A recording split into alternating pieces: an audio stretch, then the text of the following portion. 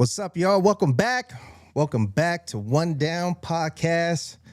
I think this is week number 7. I think it's week number 7. Let me switch this over. Make sure we're in the right scene for y'all. I got to remind myself to say this. In case this is your first time tuning in, my name is Goldie DeWitt, and you're on the One Down Podcast. And I created this to give back something positive and fun, educational, uplifting.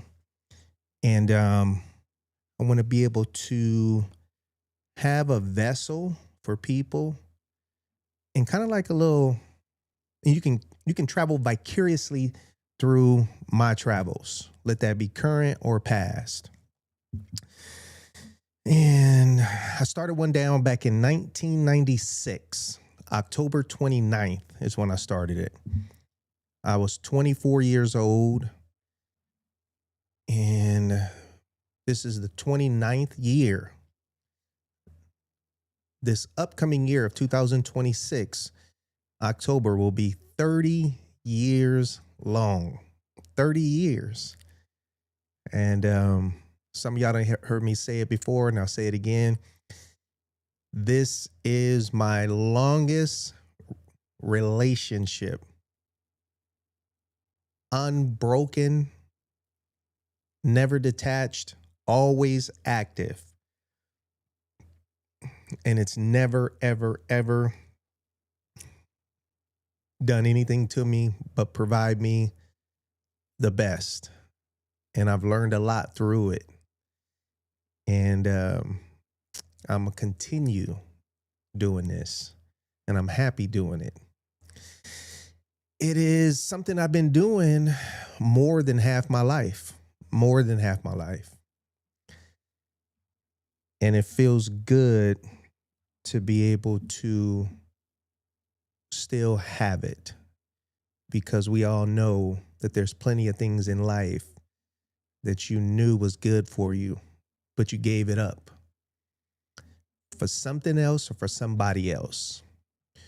Or you just quit because you got sick of it.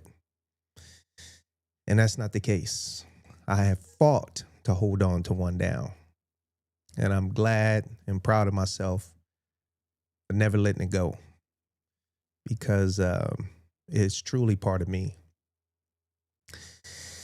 So that's right. Hexy Mods Legit. Thank you, brother. Thank you for tuning in. And I thank everybody for tuning in. And today, I feel like I got a lot of content that we're going to jam through. And I'm going to say this, and you're probably going to hear me say it. My platform is for intelligent people. Intelligent people. I don't care what color skin you got. As long as you don't have something against black people, we gonna do all right. Because part of my mission is to uplift black people and get black people to understand that we not enemies at each other. We gotta break this systematic brainwashing of black people feeling like or thinking that we are enemies. We're not. And for anybody out there who has a distaste for black people, if you're tuning in, my job is to change those thoughts you have and help you better understand that we beautiful people just like you. At 53 years old, I could say this, and I could say this type of stuff and mean it because I've learned a lot. And I will continue to share that with y'all. What's up, 36? Somebody hit me with some Spanish. ¿Qué pasa, mi gente? That's something I always wanted to learn. I wish I can learn Spanish. So let's see what we got here. Tap y'all in on some good stuff. I hope everybody I wish everybody a Merry Christmas, Happy New Year, Happy Holiday, and be safe out there. Everything you do, don't take nothing for granted. Um, I want to give a moment real quick. Thank you very much. Gypsy, thank y'all for tuning in. I want to give a moment right now. And I didn't know if I was going to mention this or not, but I want to mention it, but I'm not going to mention no names. But the story, not the story, but it's facts. And I want to share this because it might just save somebody's life. In this club life, you got people that go out of the clubs, mostly in a foul way. The least amount of people that step out of a club or that are no longer in a club, the least amount of people that are no longer in a club are people that are not in the club that are on good terms. The least amount of people that are no longer in a club are those people that stepped out on good terms. Majority of the people that are no longer in a club are no longer in that club because they're out bad on some bullshit or something whacked. I say that because one of my guys who now is no longer in my club, he it was a departed, stepped out on good terms, nothing bad, good terms, cool. And somebody, if I saw him, I'd speak to him. So I just wanted to lay that. Unfortunately, his son at 17 years old, I don't want to put the date on it, just a few days ago, took a gun to his head and ended his life at 17 years old. So I let you know that this was somebody in my club to let you know that I was close to this person. At one point, we was close. No contact now for years. And him being a parent, is devastating. I can't speak for him. And I'm saying this because you parents out there, get involved with your kids' lives. Pry through their stuff. No kid has the right to any type of privacy. I'm not saying that this was something that was going on between them at all. I'm just saying pry into your kids' lives. Stay up to date with everything that you can. And don't be your kid's best friend. Be your kid's parent. My prayers go out to him, his family, and I hope and pray that, and I'm bringing this up also because there was another suicide of someone that I knew a few weeks ago.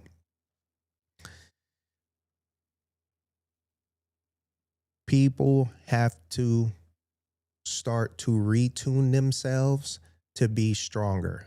There's a lot of deprogramming going on out there, whether it's through these cell phones, social media, movies, TV, wherever it's coming from. It is weakening people to make them think they have an option of departing this planet Earth via suicide. No, that's not an option. And if you know somebody is going through something, just a simple phone call might help, but just know that there's a lot of unbalanced people out there, and be mindful of that. So my prayers go out, and I hope and pray that even you, if you thinking about suicide, don't do it. You have no idea how much better your life can be next year from now. All these troubles that you're dealing with right now, it could be gone next year. So muscle through it to the best that you can. You got a financial situation you're dealing with. You think you need to borrow money from somebody? No. Sell the shit that you got, pawn it, put yourself in a position before you put somebody else in a position. You can get through it. So my love and respect goes out to you and everybody out there who might be dealing with something like this. Spotville said he lost his son. Praying for you, Spotville, and you've been a long friend of mine. And he said a year ago today. Wow, a year ago today. I'm praying for you, bro. I know you stand strong, Spotville. You know, you can call me, man. You can come right up here. You can come right here today. Today you can come up here, man. You ain't by yourself. And if anybody in the comments, his name is Spotville, Steven. Real good dude. And show him some love right now. So I'm going to kind of jam through some stuff because I feel like I got a lot, but it's going to be packed. And I just want to share with y'all. Right on, Spotville. It's all love, man.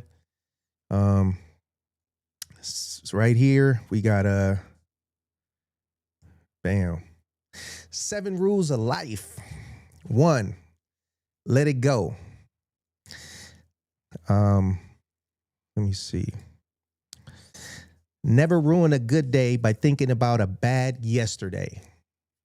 That's facts. Never ruin today by letting yesterday interfere with today. Let it go. 2, ignore them. Don't listen to other people. Live a life that's empowering to you. Fudge what other people say. Do you. Give it time.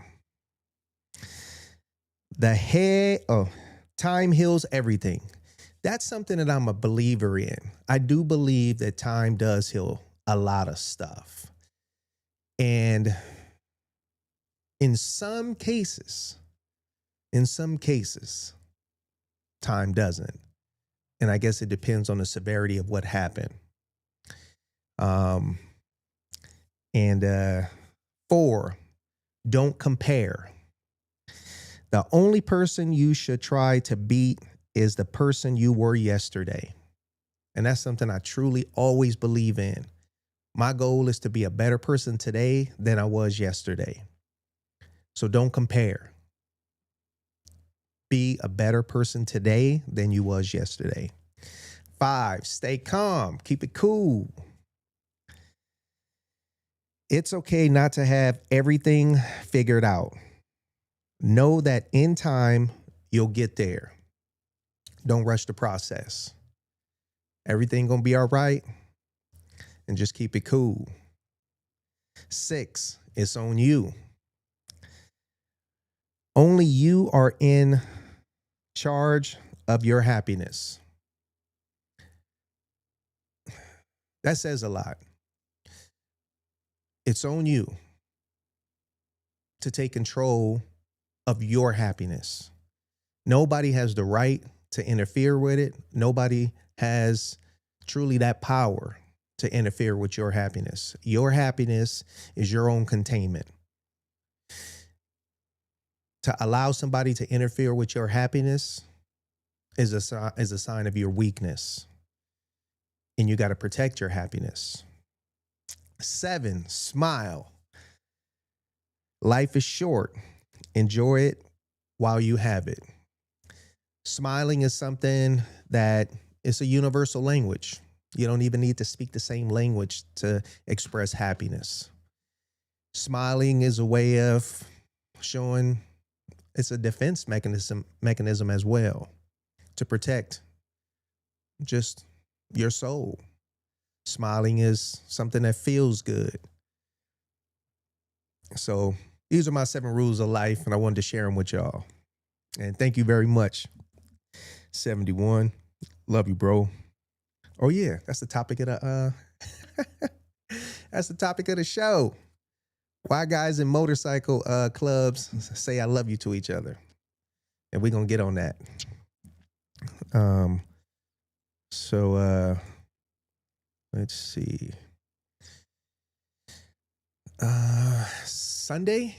Last Sunday, we did a Christmas party.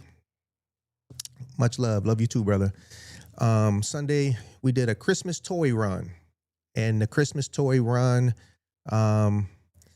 with the Mongols was another amazing, fun event that just lights these kids up. So many toys. And props to the Mongols for continuing to provide such a amazing toy run for kids. And here's a little video footage of that.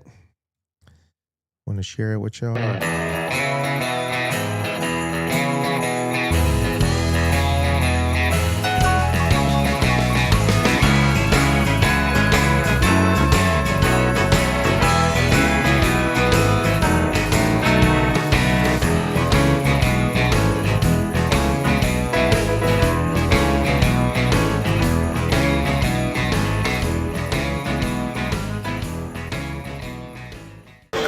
Hey everybody, how you doing? This One Down coming at you. We are functioning again with the Mongols here and Santa Fe.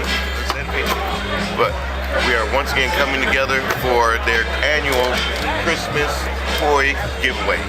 So everybody comes, they socialize, they fellowship, bring a gift, have some tamales back there, and you know, we're just gonna have a good time out here today and kick it for a Sunday. You guys enjoy your day.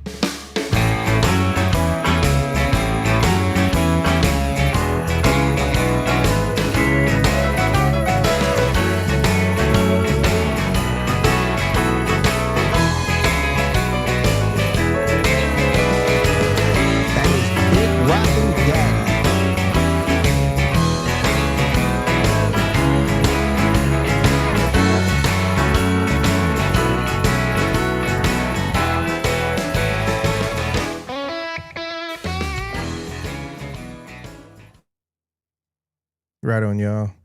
That was Big Rockin' Daddy as the band. And he has been putting it down for years. So much props to Big Rockin' Daddy.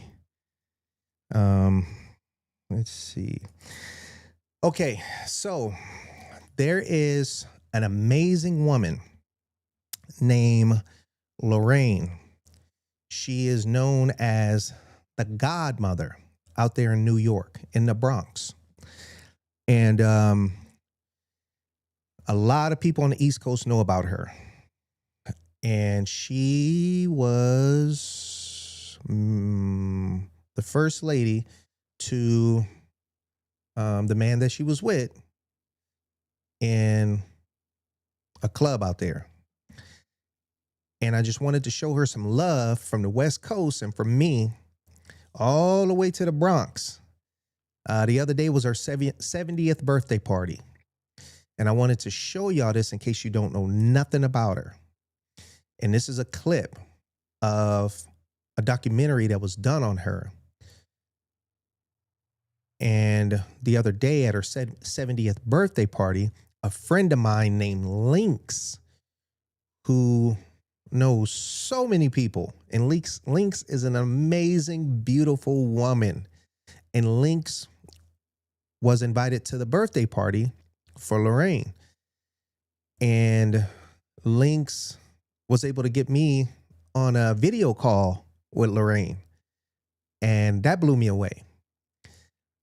And at the end of this video clip, I'll play this other video clip where, you know, Lorine actually gave a quick shout out to One Down.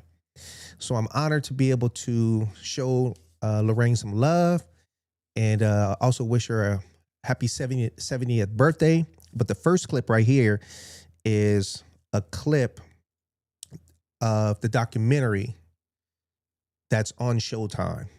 And I ask you guys to check it out. Just look it up and check it out. Here we go. And bam. That's the cover. My mom always told me, you're gonna be a bitch, because it was a bitch giving birth to you. I always say I was born with gangsterism in my blood. The streets became my home. A minority group member in the South Bronx had a better chance of being killed in the Bronx than they did a combat unit in Vietnam. I'm Lorine. I'm Blackie's wife. When I became the press woman, I automatically became the first lady. I was in Rumble. I got arrested. I did some time in the name of the club. All the women there fought like dudes. It's really us, the women, that held it down. How many here back in the days carried guns? Could you raise your hand? You know, you have to look at where these kids come from. Just don't get up in the morning and say, this is what I'm gonna do with my life. I'm gonna land up in jail for the rest of my life. I'm gonna shoot up drugs. No, I think I'll join a gang. One day they had some kind of protest up Lexington Avenue, and I just joined. It stirred an anger in me. It stirred activism. 2, 4, 6, 8. We the parents will not wait. This is what was in the people's mind until I got hold of it. And I said, no, it doesn't have to be this way. We came out in masses, we voiced our opinion, and we refused to take it. There you go. That's heavy. And I want y'all to look that up and check her out. Look that up. And now this is the footage that I put together real quick. Here we go. This her 70th birthday party. And this film, this footage, happy 70th birthday, Lorine. Happy 80! Lynx filmed this. Happy 80, Lorine!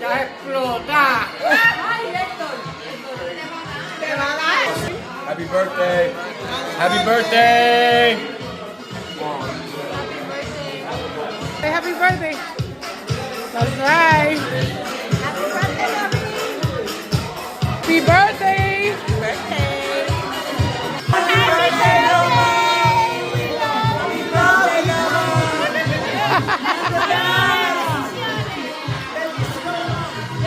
Happy birthday! Happy birthday, Ray. Many, many more blessings and light. Happy birthday, Lorine. Many, many, many more. God bless you. Amen. Happy birthday, Martina. We love you so much. You are my third mother, so I'm blessed to have you. And thank you for having us. What an honor. We love you. Hey, Madrina, we're going to take some of your love back to Florida with us tonight. Will you keep that snow up here? Happy birthday! We love you, sis! Happy birthday! Footage provided by Lynx. Lynx filmed that all that and sent it to me. That's Lynx on the left, Lorine in the middle. I forgot the brother's name. And the one down. That's her down there at the bottom right when I was able to chat with her. Hold on, let's see her say One Down again. I might get it back. There we go, right here. I was talking. There we go. And the one down. Right on.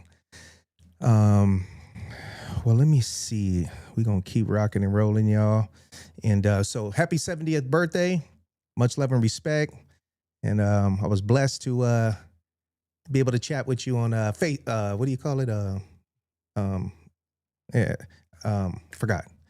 All right, so let's see.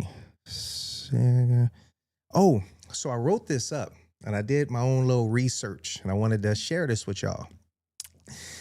And this is about sagging the pants, sagging. And what I wrote is something that needs to be heard, and then you can do your own research on it. So I'm gonna put that up there. And those are just pictures that you've seen before, and you've seen this in real life. And we got to do better. And I want you to see these pictures because I want you to hear, you know, what I have to say based on some research I did. And as a parent, or even as an uncle or as a cousin, maybe after hearing this, you'll snatch your youngsters up and drop some knowledge on them, or tell them to research it so they'll know what they looking like and what they representing. Because a lot of this monkey see, monkey do stuff that's going on is ugly. And there you go right there. Look at that. Sagging. Look at what it spells backwards. Look at that. So let's talk about the style of sagging pants. Homosexuality has been around for centuries. In slavery, the term buck breaking was the practice of using sexual violence, aka rape, as punishment for the black male slave. Once the white plantation owner sexually violates, aka rapes, a male black slave, he would then turn around and use it as a way of controlling the slave. Before the slave was sold off, he would sag his pants to let the next slave master know that the slave had already been broken in. This went on for centuries. Once the slave was introduced to the penitentiaries and the jail houses, the warden would already know who was buck broken from the sagging of the pants. Many of the jail wardens were homosexuals as well. Sagging, spelled backwards, is unfortunately a word we all know too well.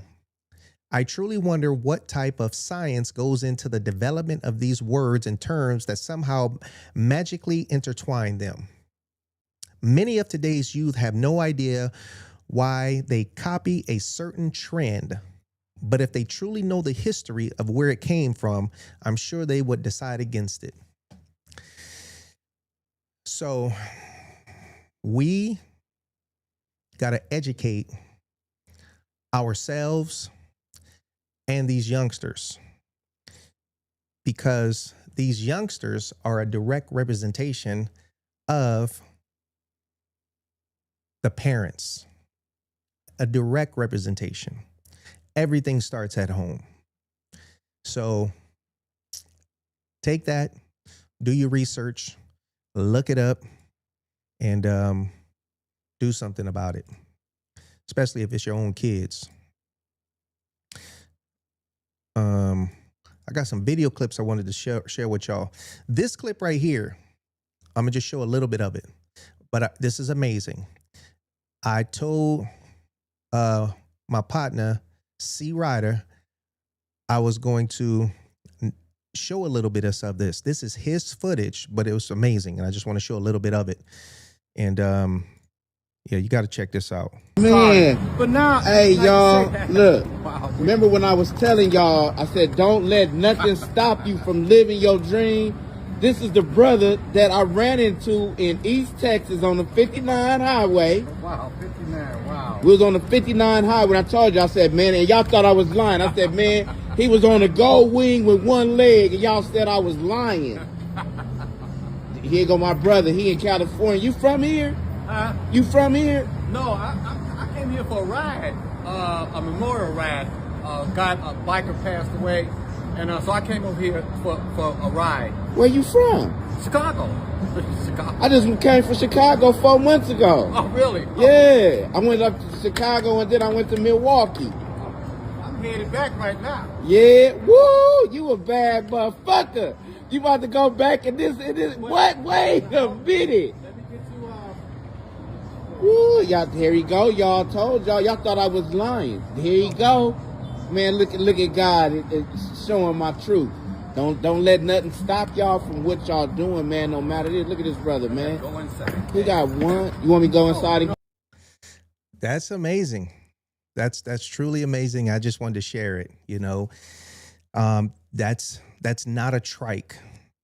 It's a two-wheel motorcycle. I just wanted y'all to see at least when it zoomed out. It's not a trike. It's a two-wheel motorcycle, and you know, we are strong people, way stronger than what you know you are, way stronger than what you think somebody else is. We were put here to, you know, make it through these storms. This man had his leg cut off at the highest point, and he's still out there enjoying life to the best that he can. So I hope that footage, you know, inspires somebody and helps somebody. Because as we just spoke on in the beginning of this show, there are people who probably took their own life because they lost a leg and felt their life was over. And if this footage right here can help somebody who probably just lost their leg and feeling down, you can still ride your motorcycle to the fullest. And because I brought this up, I'll give much love to Wild Bill from Chosen Few, who I don't even know if he's supposed to say lost a leg, you know, lost, you know. He got one leg now, but if y'all can correct me if I'm not supposed to say lost the leg. Well, I could say lost his leg during the accident. And then Rico, also from Chosen Few, lost a leg from an accident. And yeah, both of them brothers still know how to ride a motorcycle and was riding with one leg. And it's not a leg, but something forcing me to give Mecca a shout out. Much love to Mecca from Chosen Few. Maybe a tip of the finger or something like that, you know. And, you know, man, still got to move forward. Life goes on. And props and much strength to them brothers. Let's see.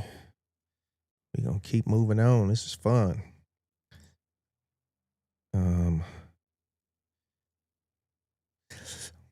What do you call it? Black History Month. I want y'all to hear this, okay? And if you've seen it already, you just need to see it again. If you haven't, this is the righteous mindset of where an upright standing black man is at, not a slave-minded Negro. So I endorse what's being said by Morgan, whatever his last name is, because I stand as an upright standing, righteous black man. And I wanted to share this because people take part in stuff and they don't know what they're doing or why they're doing it. Black History Month you find ridiculous. Why? You're going to relegate my history to a month? Oh, come on. What do you do with yours? Which month is White History Month? Well, come on, tell me. Well, I'm Jewish. Okay, which month is Jewish History Month? There isn't one. Oh, why not? Yeah. Do you want one? No. I don't either. I don't want a Black History Month. Black history is American history. How are we going to get rid of racism? Stop talking about it. I'm going to stop calling you a white man. Yeah. And I'm going to ask you to stop calling me a black man. I know you as Mike Wallace. You know me as Morgan Freeman. You understand what I know this white guy named Mike Wallace. You know what I'm saying? Y'all need to know how strong that is. You need to start tapping in, start reading, educating yourself.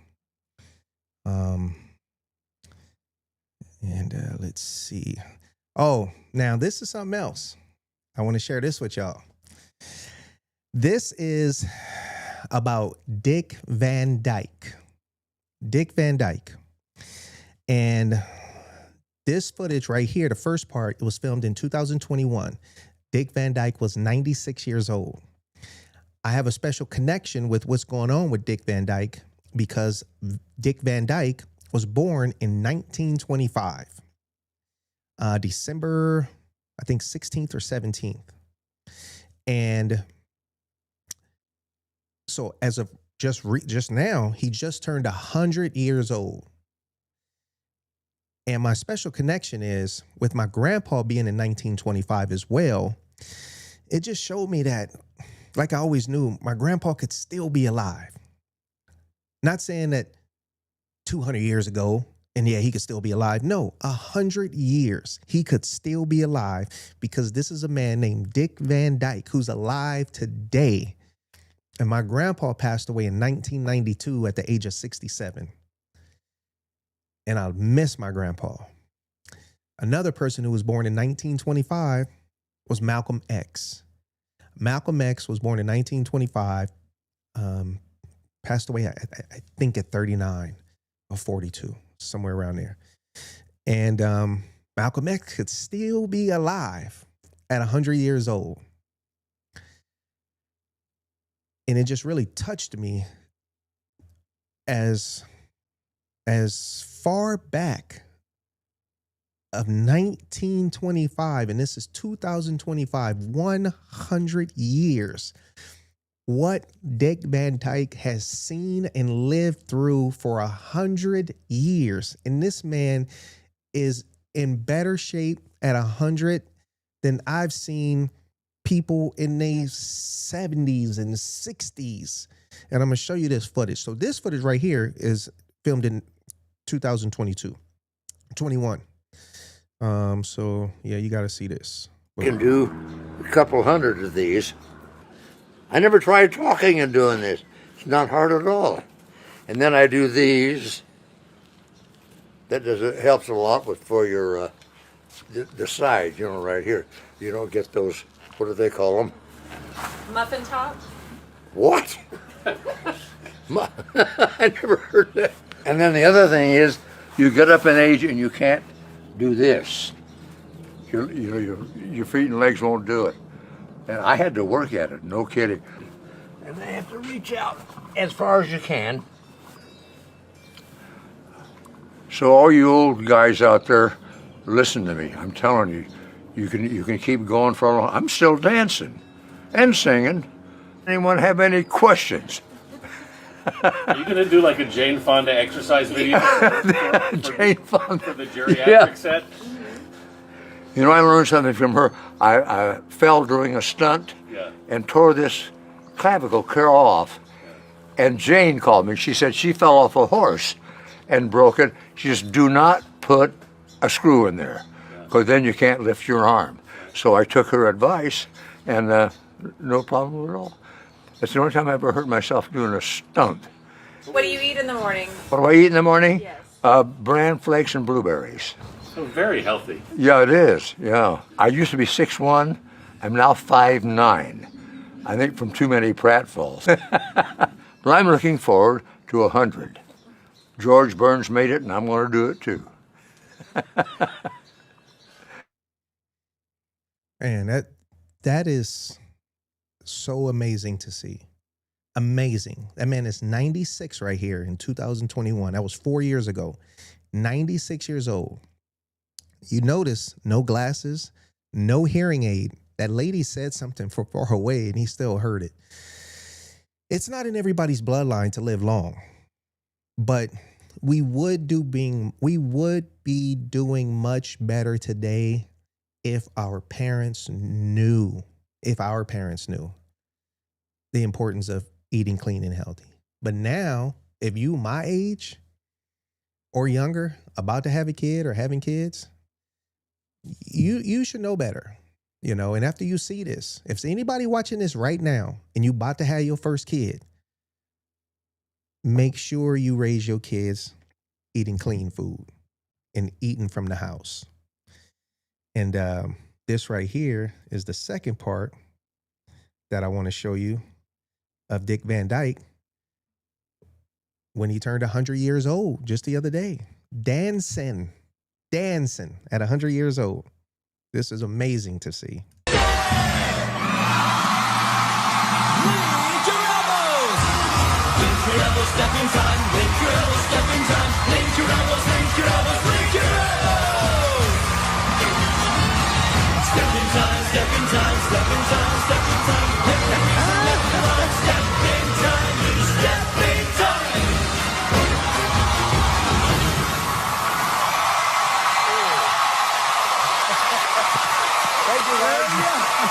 Ladies and gentlemen, Dick Van Dyke.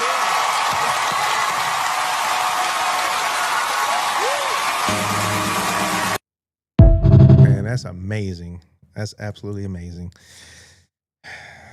I hope and pray. Ooh, man, if I live to 100, Now, fake food. Y'all need to be on your toes about this.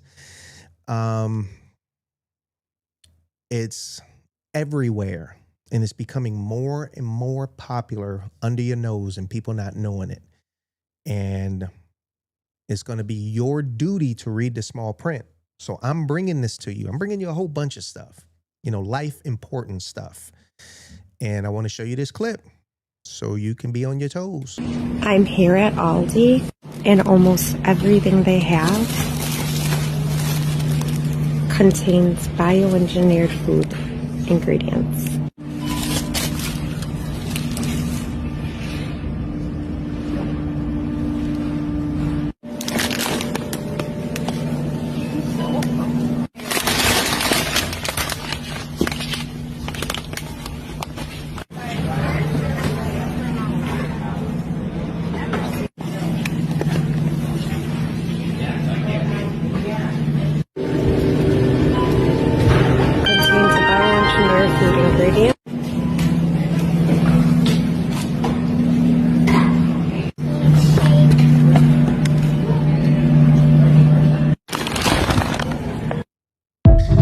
So what she was pointing out, if you really just couldn't see it, bioengineered food, bioengineered, AKA fake food. Engineered, it's made. And that stuff does not process in our system, in our gut, in our bodies. So don't think you can be that person. Whatever, man, I'm gonna eat it. No, don't. So I'm putting this in your lap, and I'm telling you, don't do it. Don't feed it to your kids. Take that extra time to take your butt home and cook something and make something. Oh yeah, I just wanted to share this too. This is a quick little image right there. 1925. That's my grandpa, born in 1925, passed away in 1992. And then that's my father right there, Junior, DeWitt Jr. He was born in 1951. He passed in 1980 at the young age of 28 years old, And both of these men, absolutely beautiful men, inside and out. And I couldn't imagine what my life would be like today if my pops was still alive. Or even my grandpa, both of them, as strong as a man that I feel that I am, being raised by a strong mom. I couldn't imagine what it'd be like to grow up in a home, like with my pops and my mom. Or even if my dad was still alive and we had, a good relationship. And I know we would. But yeah, I just wanted to show that. Show the little receipts of 1925. So thank y'all. Thank y'all for taking a peek at that with me. I got I wrote this up too. Oh well. I wrote this up. I wanted to share. What time is it? I wanted to share this with y'all, and I think I'm gonna try to read through it quick. But oh, you know what? Let me say this. Do not be distracted with all this Diddy stuff. This, I don't want to really talk governments and have my station kind of shadow banned and whatever that stuff is, but do not be distracted when this government throw these smoke screens. This Diddy stuff is garbage. It ain't nothing to learn from. It is a distraction from everything else politically that's going on that matters, like the fake food, such as all this, a lot of stuff. This Diddy stuff is trash, okay?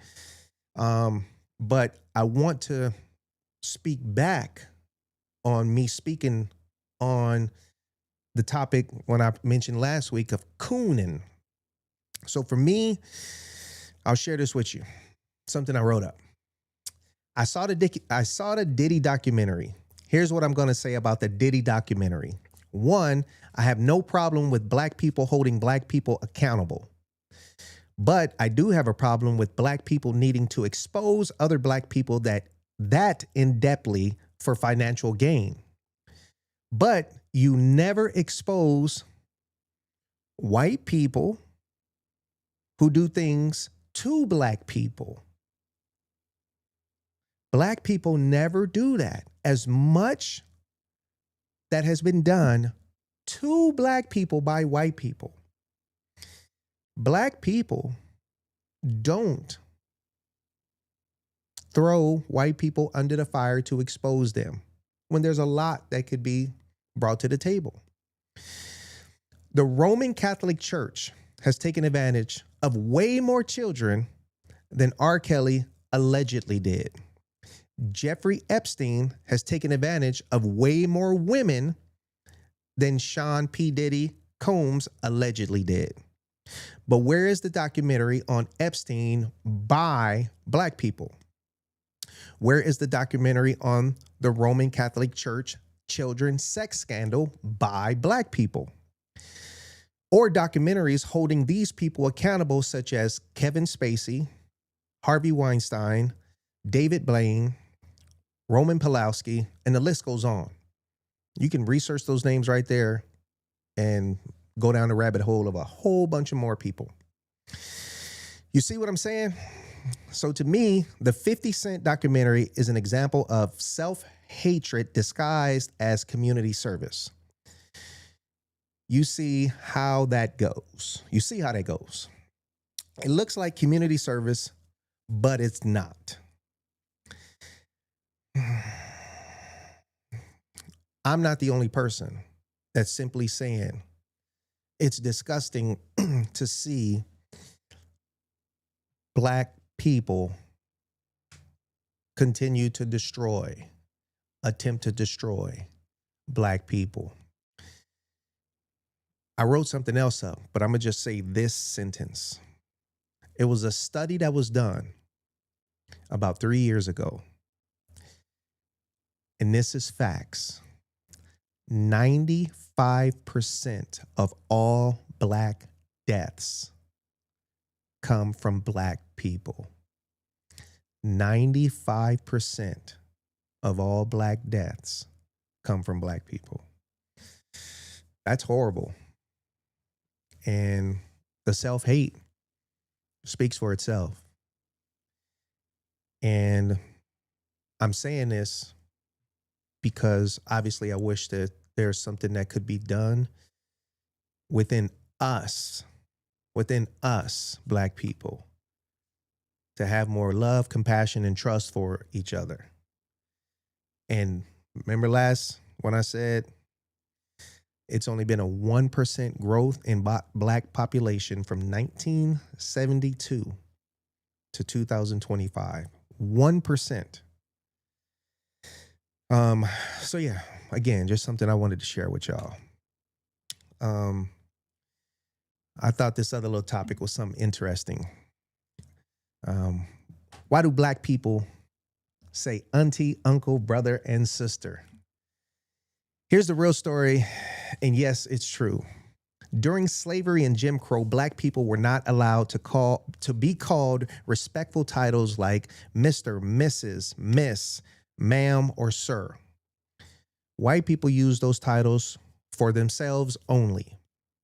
Black adults, even elders, were often called by their first names or worse, boy, girl, gal, or other disrespectful terms. Black people weren't seen as worthy or honor. So what did our ancestors do? They created their own system of respect. Auntie, uncle, brother, sister. These weren't just nicknames. They were cultural armor. They were how we honored each other when the world refused to. They were how we rebuilt family when slavery ripped ours apart. They were how we kept dignity alive when the system tried to crush it. And these traditions come straight from our African roots, where community is family and elders are honored with kinship titles. So when a black person calls an elder woman auntie or an elder man uncle, it's not random. It's not disrespect. It's not strange. It is love. It is culture. It is history. It is survival. The whole language created from pain turned into respect. A whole people refusing to let anyone take our dignity. And that's why these words still live with us today. There's things that, just culturally we're different. And, I had a white person bring it to my attention before. It was like, hey, it's a trip. Like when you see other black people, y'all be like, hey, what's up? What's up? What's happening? How you doing? And it's just stuff that, black people do.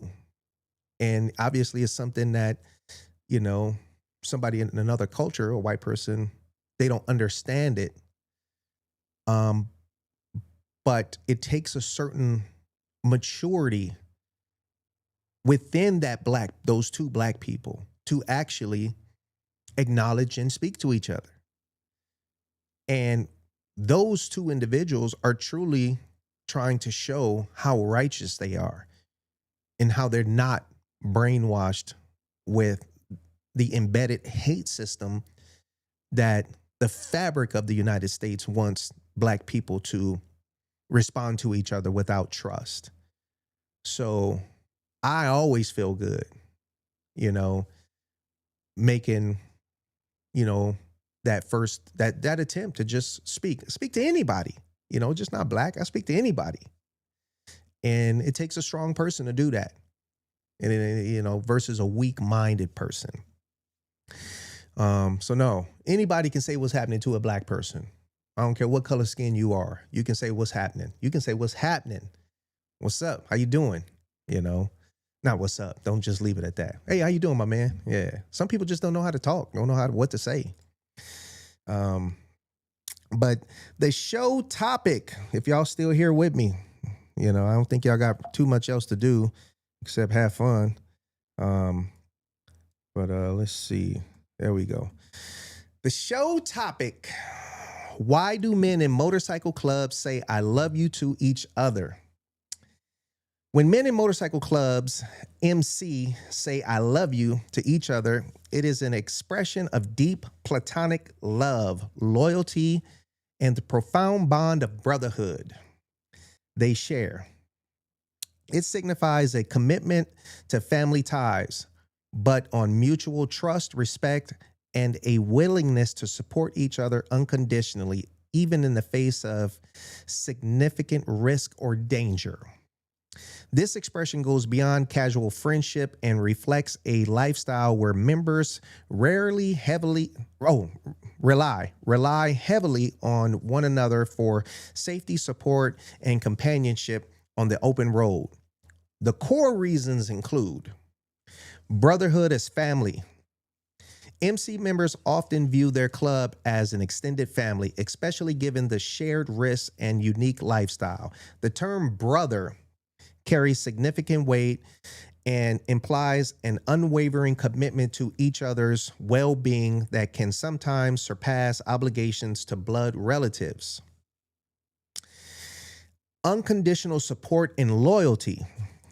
The bond in an MC demands complete trust and loyalty. Saying I love you is a verbal affirmation of this pledge, a promise to fight each other's battles, carry burdens, and have each other's backs no matter what. Acknowledgement of risk. The shared passion of riding inherently involves risk. This shared understanding and implicit trust in one another create a unique connection and sense of shared destiny. The expression can be a way of acknowledging this risk and affirming the importance of the relationship. Hang in there. Deep emotional connection. In a male-dominated environment, the absence of conventional social constraints can allow for more open expressions of deep platonic affection and vulnerability. It is not about romantic love, but a recognition of a profound, lifelong partnership and emotional reliance. Love the man, love the club. Love the man, love the club. The phrase can be tied into the club's identity, emphasizing that loyalty and love for the individual member are intertwined with the commitment to the entire club and its values. Ultimately, this declaration is a powerful statement of solidarity, respect, and a deep-rooted sense of community that makes the members a pack or a cohesive unit united by shared experiences and a common code of honor. Men in motorcycle clubs say I love you for those reasons. Men in motorcycle clubs say I love you because we know that tomorrow is not promised. We know that the lifestyle that we live, the person that we just saw yesterday, could possibly not be here today. We in motorcycle clubs, as I've personally experienced, found myself dealing with more deaths than I ever experienced before my commitment to the motorcycle club lifestyle. We know death is possible. We know death is real. We know that we build some amazing relationships with some amazing brothers in these motorcycle clubs. We know that the love, the friendship that we have built in this brotherhood is more than a typical friendship. We are around each other more than we are around our own blood relatives. And for many people in these clubs, many people, the highest percentage of them, their motorcycle club is truly their only family, their absolute only family.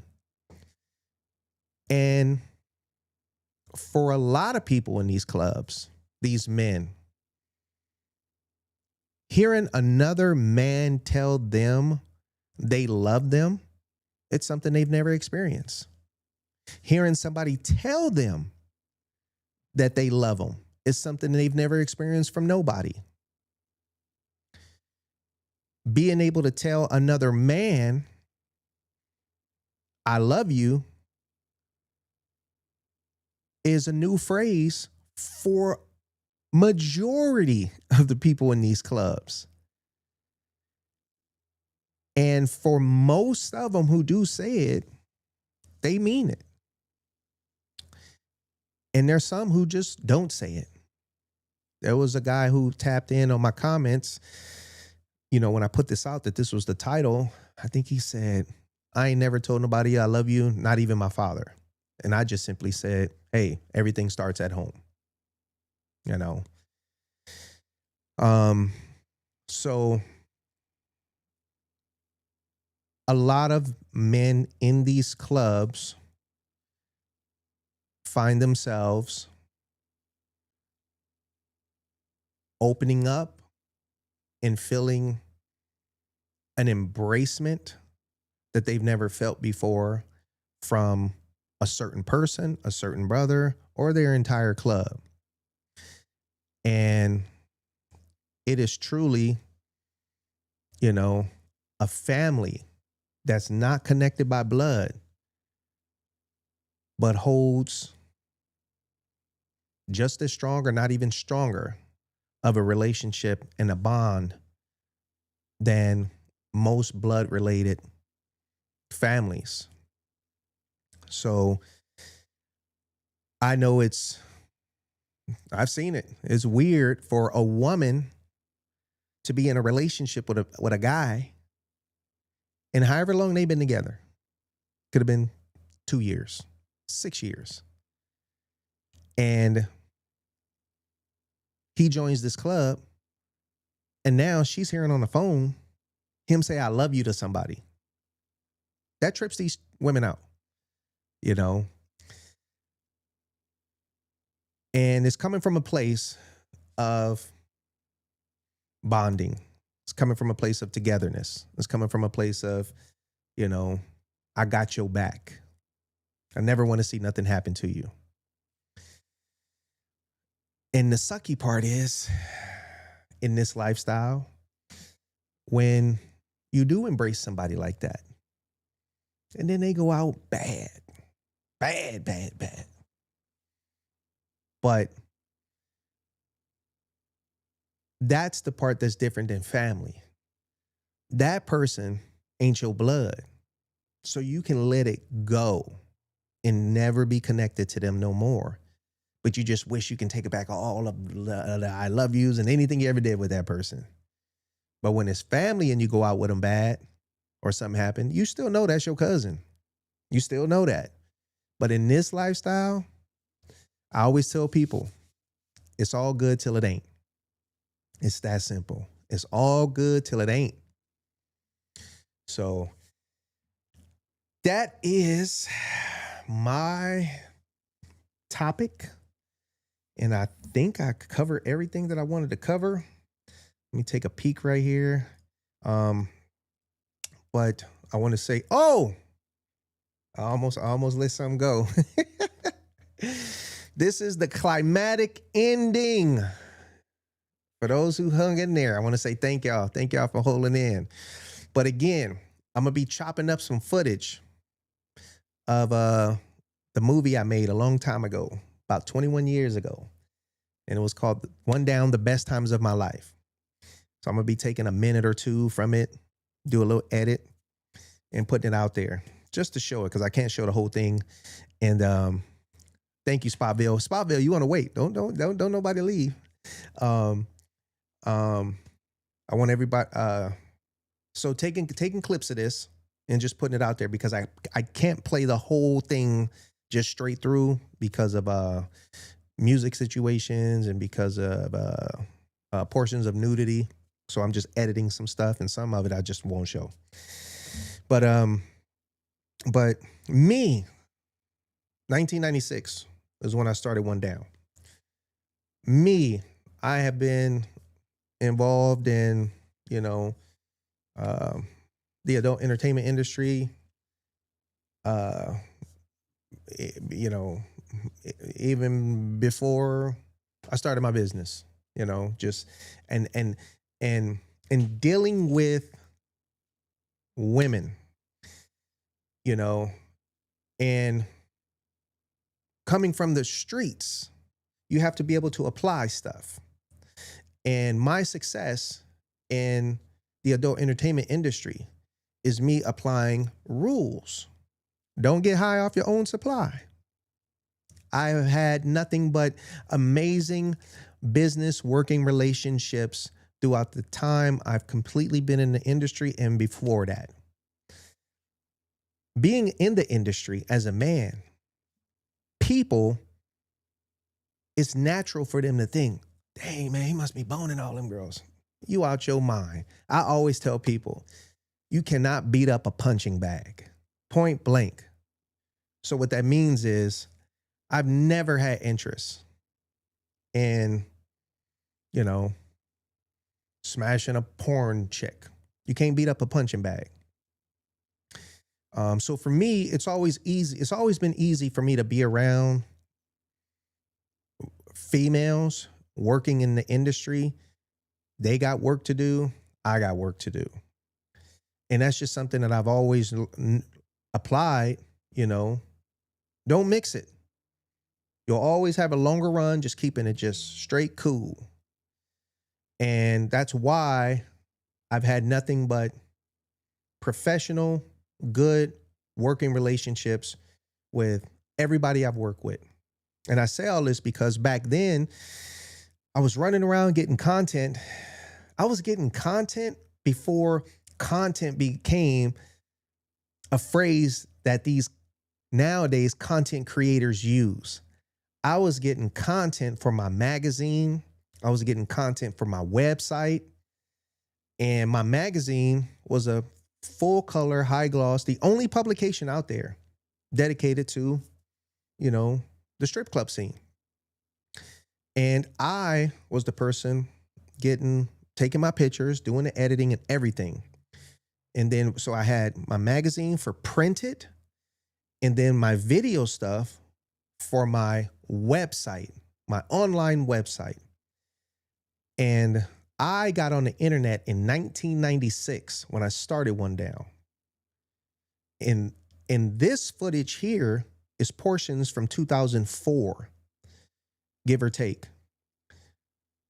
YouTube did not come out until 2005. I was doing what I was doing before YouTube was even launched. So this right here is a fun little clip of us pulling into Del Taco after coming from one of the strip clubs, doing a contest. You know, I used to promote and sponsor all the strip club amateur contests. We go up there, take pictures, and do all this stuff. And coming home, going through Del Taco. My boy Easy, he was always with me. He was good on the mic. Olivia O'Lovely, porn star. And Tina. And in this footage, the brother in the front seat, I'm not sure who that was. But Olivia O'Lovely, extremely popular porn star back at her peak back then. And Olivia O'Lovely back then was like the Jennifer Lopez of popularity at her peak. And had a friend of mine named Chris Lose. Chris Lose. A lot of people know him, radio personality. And I introduced them together at my One Down Lounge bar in Chino Hills. Olivia O'Lovely and Chris Lose. Introduced, they met each other, and boom, they got married. Had a kid, still married till today. Beautiful thing. This is us back 21 years ago. This is working. That's what we was doing, getting content. And life has been fun. It's always been fun for me, and I'm going to keep it fun. And that's what I said in my 7 rules. Don't let nobody get in your way. Be you. Fuck what other people think. All they doing is just trying to, ruin your positive spirit. So again, this is me happy, enjoying life. And it was 21 years ago. And you need to be able to look back on life and see what you really, really possess. And here we go. Bitch, you better pay $9.95 and quit being a cheap fuck and log on to my shit. Oh, yeah, that's Olivia O'Lovely. Her shit is $19.95. Blown out from the goddamn Yeah, just hook it up. Big easy. Check it out. If you're a hater, in your mouth. And we out.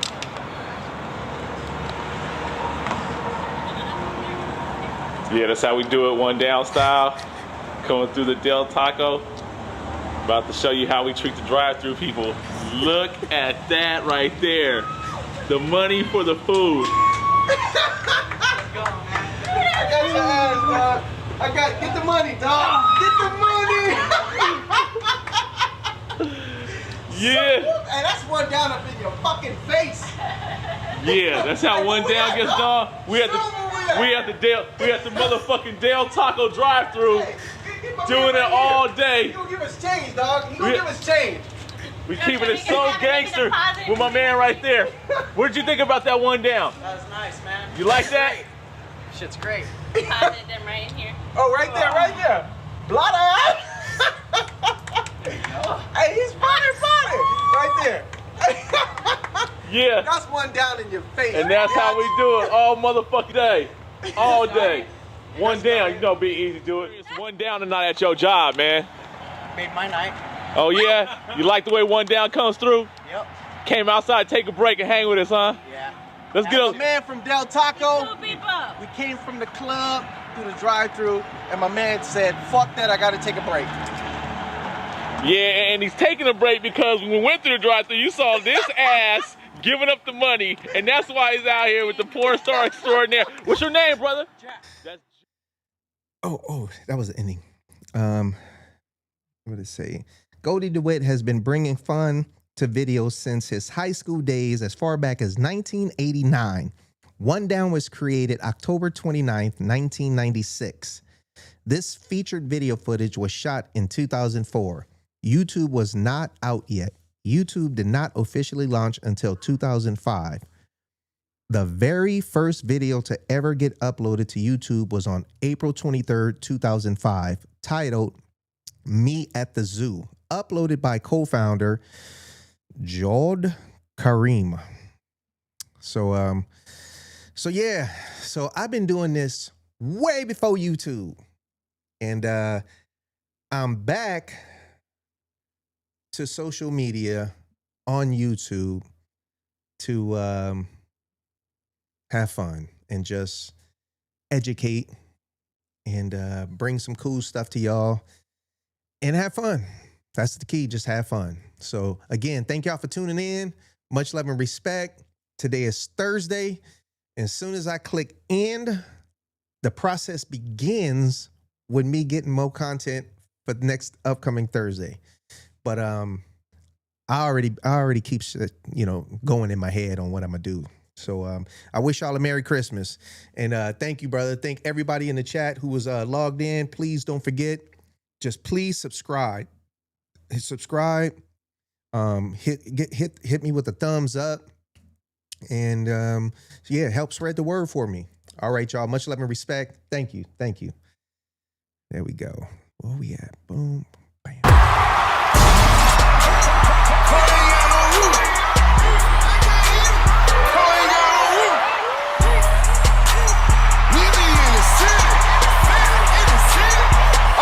sexy with it.